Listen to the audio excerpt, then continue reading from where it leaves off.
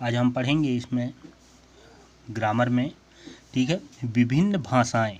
ठीक है, संसार में जितने समाज या समुदाय हैं प्राय सबकी अपनी अपनी भाषा है।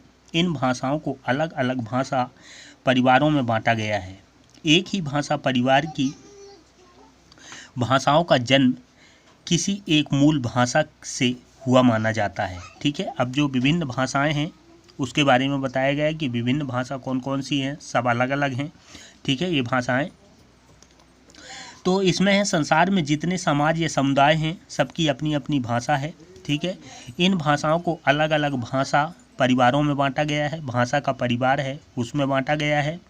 एक ही भाषा परिवार की भाषाओं का जन्म किसी एक मूल भाषा से हुआ माना जाता है, कि जो परिवार की भाषा है वो किसी एक मूल भाषा से हुआ माना जाता है। पहला है मातृभाषा। जिस भाषा को बोलकर अपनी माँ तथा परिवार द्वारा सीखता है। ठीक है, जिस भाषा को बालक अपनी माँ तथा परिवार द्वारा सीखता है मातृभाषा कहते हैं। ठीक है, मातृभाषा किसे कहेंगे कि जिस भाषा से बालक अपनी माँ या जिसको सीखेगा, ठीक है, जिससे सीखता है मातृभाषा कहते हैं। इस भाषा से बालक का सर्वप्रथम परिचय होता है। सबसे पहले जो बालक होता है वो मातृभाषा से परिचय होता है, सीखता है। यदि परिवार द्वारा कश्मीरी भाषा बोली जाती है तो बालक की मातृभाषा कश्मीरी होगी। ठीक है, अगर बालक कश्मीर का भाषा बोली जाती है उसके सामने, ठीक है, तो उस बालक का जो मातृभाषा होगी वो कश्मीरी होगी। फिर है राष्ट्रभाषा। वह भाषा जिसका प्रयोग एक देश के अधिकांश निवासियों द्वारा किया जाता है राष्ट्रभाषा कहलाती है। ठीक है, राष्ट्रभाषा किसे कहेंगे कि वह भाषा जिसका प्रयोग एक देश के अधिकांश लोग या अधिकांश निवासी उसका प्रयोग करते हैं वो राष्ट्रभाषा कहलाती है। भारत में हिंदी का प्रयोग लगभग 70% निवासियों द्वारा किसी न किसी रूप में किया जाता है।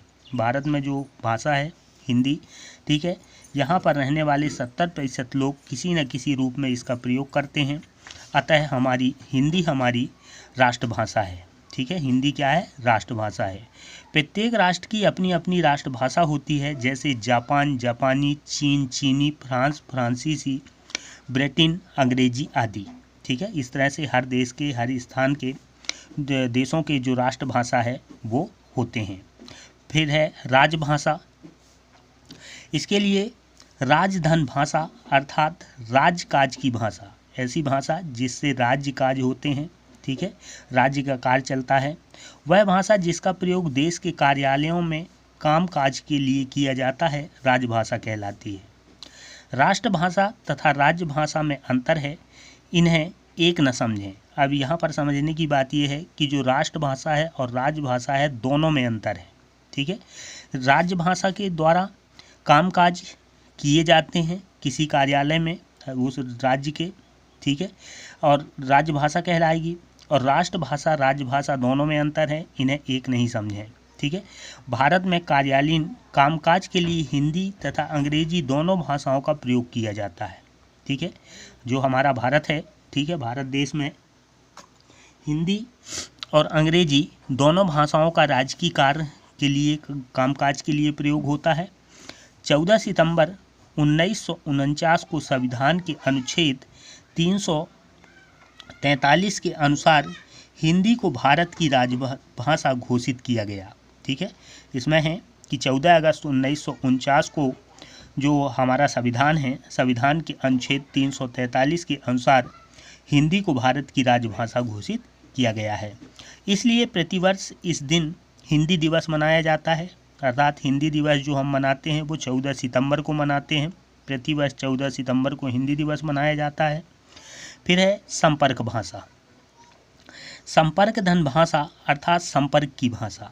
ठीक है, जब हम एक दूसरे के संपर्क में आते हैं तो फिर उस भाषा का प्रयोग करते हैं तो वो संपर्क भाषा कहलाता है।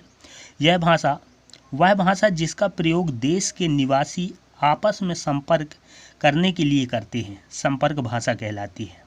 ठीक है, कि जो देश के निवासी हैं, लोग हैं, वो आपस में मिलने के लिए, संपर्क करने के लिए जिस भाषा का प्रयोग करते हैं उसको संपर्क भाषा कहते हैं। भारत की संपर्क भाषा हिंदी है तथा विश्व की संपर्क भाषा अंग्रेजी है। भारत में जो संपर्क भाषा है वो हिंदी के रूप में है, हिंदी में हम सामान्य रूप से मिलते हैं, जबकि विश्व की जो संपर्क भाषा है वो अंग्रेजी है। आगे है भारत की भाषाएं। ठीक है, भारत एक विशाल देश है जिसमें अनेक राज्य हैं। इन राज्यों में अलग अलग भाषाओं का प्रयोग किया जाता है। पहले संविधान में भारत की 18 भाषाओं को मान्यता प्रदान की गई थी।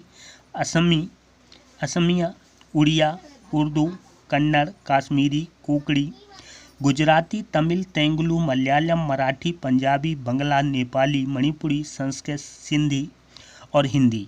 ठीक है, अब जो पहले भारत में जो भाषा हैं वो 18 भाषा थे, ये 18 भाषा हैं। अब इनकी संख्या, अब जो भाषा है इनकी संख्या बढ़ गई है। ठीक है, और इनकी संख्या बढ़कर 22 हो गई हैं। इस सूची में डोंगरी, बोडो, मैथिली और संथाली भाषाओं को भी शामिल कर लिया गया है। ठीक है, अर्थात अब हमारे जो राजभाषा है भारत की जो भाषाएं हैं, ठीक है, 18 की जगह 22 हो गई हैं। ठीक है, 22 में की सूची में जो डोंगरी, बोडो और मैथिली और संथाली भाषाओं को सम्मिलित किया गया है। भारत के राज्यों में अलग अलग भाषाएं होने पर भी हिंदी एक ऐसी भाषा है जिसका प्रयोग प्राय सभी राज्यों में किसी न किसी रूप में किया जाता है। ठीक है, भारत में हर राज्य की अलग अलग भाषा हैं, अलग अलग बोली हैं, फिर भी हम कहीं ना कहीं किसी न किसी रूप में हिंदी का प्रयोग करते हैं। ओके।